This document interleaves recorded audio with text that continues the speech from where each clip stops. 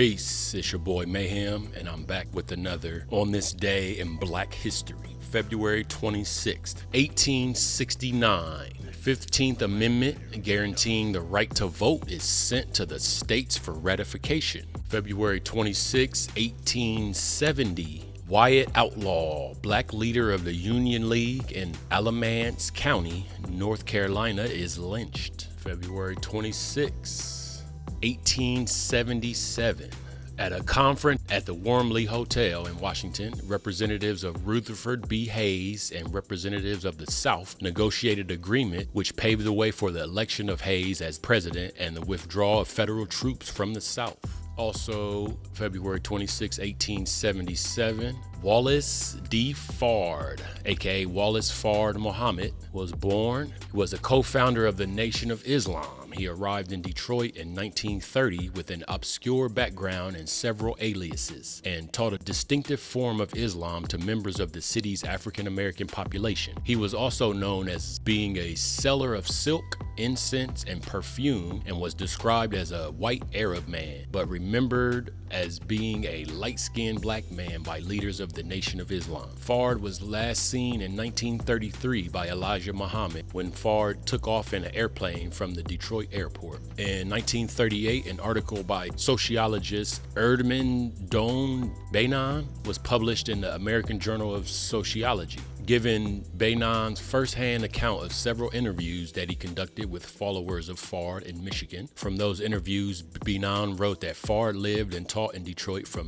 1930 to 1934. He came to the homes of black families who had recently migrated to Detroit from the rural South. He began by selling silks door to door, telling his listeners that the silks came from their home country. At his suggestion, he came back to teach the residents along with guests. In the early stage of his ministry, Fard used the Bible as his textbook, since it was the only religious book with which the majority of his hearers were familiar. With growing prestige over a constantly increasing group, Fard became bolder in his denunciation of the Caucasians and began to attack the teachings of the Bible in such a way as to shock his hearers and bring them to an emotional crisis. His group taught followers to abandon their old slave names in favor of new names that were bestowed on new members. Fard's movement similarly taught black pride and black exceptionalism, saying that the black man is the original man, and teaching that the white race were devils created by eugenics. The group preached abstinence from drugs, alcohol, pork, and out-of-wedlock sex. After one of Fard's followers performed a human sacrifice, Fard was briefly arrested. Fard was set free, but he was ordered by police to depart Detroit and not return. Instead, he continued to return to the city where he was spotted by police. In 1934, after repeated arrests and death threats, Fard left Detroit and ultimately disappeared. Elijah Muhammad succeeded Fard as leader of the Nation of Islam. Fard's teachings in turn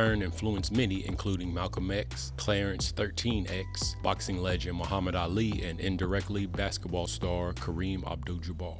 February 26, 1884, the birthday of Congressman James E. O'Hara of North Carolina. First elected March 4th, 1833, O'Hara served 2 terms, the second ending March 3rd, 1887. February 26th, 1920. In 1920, Dr. Carter Godwin Woodson, 1875 to 1950, founded Associated Publishers. In February 1926, he announced the institution of Negro History Week, which coincided with the birthdays of Abraham Lincoln and Frederick Douglass. In 1976, the observance was expanded to National Afro-American History Month in honor of the nation's bicentennial. Beginning in 1975, U.S. presidents have paid tribute to the mission of the association and urged all Americans to celebrate Afro-American History Month. February 26th. Founded in 1921, Camp Atwater is a cultural, educational, and recreational camp designed for the children of African-American professionals. The camp, founded by Dr. William DeBerry, was located in North Brookfield, Massachusetts. Initially named St. John's Camp, in 1926, the name was officially changed to Camp Atwater when Miss Mary Atwater donated $25,000 with the stipulation that the camp's name honor her late father, Dr. David Fisher, a well-known and distinguished physician in the town. The camp is the oldest American Camp Association accredited African-American owned and operated camp in the nation. The primary mission of the 75-acre 30-building camp, situated alongside Lake Lashway in Brookville, Massachusetts, is to focus on developing the emotional and academic maturity of its members. The camp was initially created to provide recreational opportunities for African American children of families who had moved to Springfield, Massachusetts from the South. Many of these families were part of the Great Migration that took place during the early years of the 20th century. Dr. DeBerry also envisioned the camp as providing opportunities for his children to meet other black children of comparable social backgrounds. Since African Americans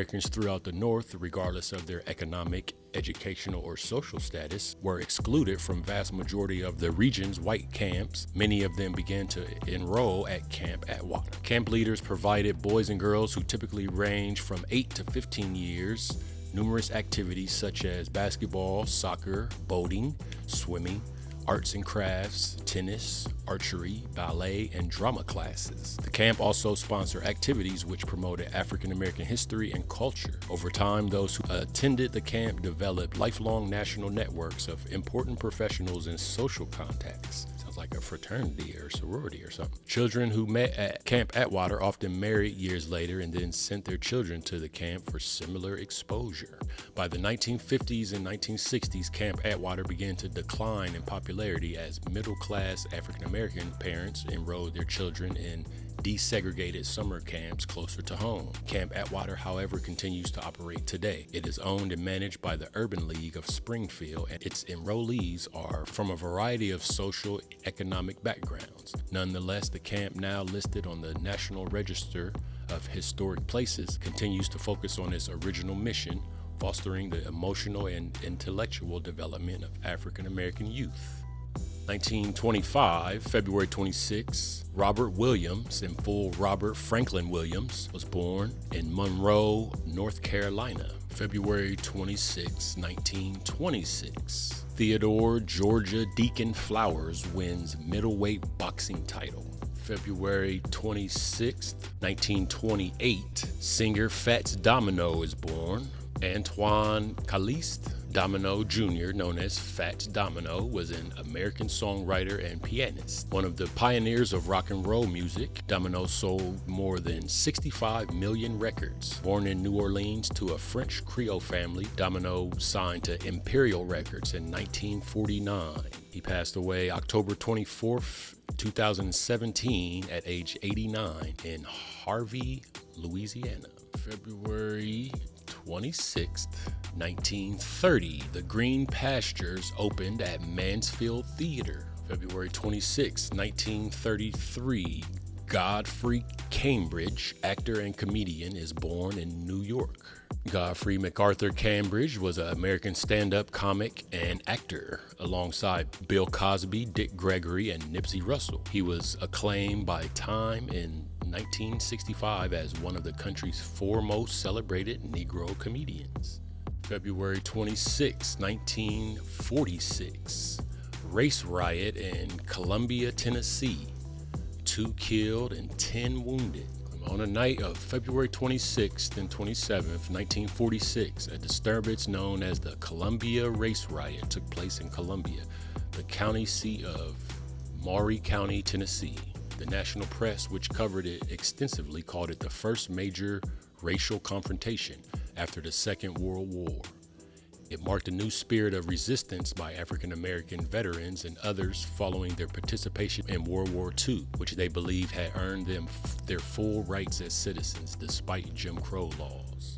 February 26th, 1964. On this day, the Kentucky boxer known to all as Cassius Clay changed his name to Muhammad Ali as he accepted Islam and rejected Christianity. I believe in the religion of Islam. I believe in Allah and in peace. I'm not a Christian anymore, he stated. February 26, 1965, Jimmy Lee Jackson, civil rights activist, died of injuries reportedly inflicted by officers in Marion, Alabama. February 26, 1966, Andrew Brimmer becomes the first African-American governor of the Federal Reserve Board when he is appointed by President Lyndon B. Johnson. February 26th.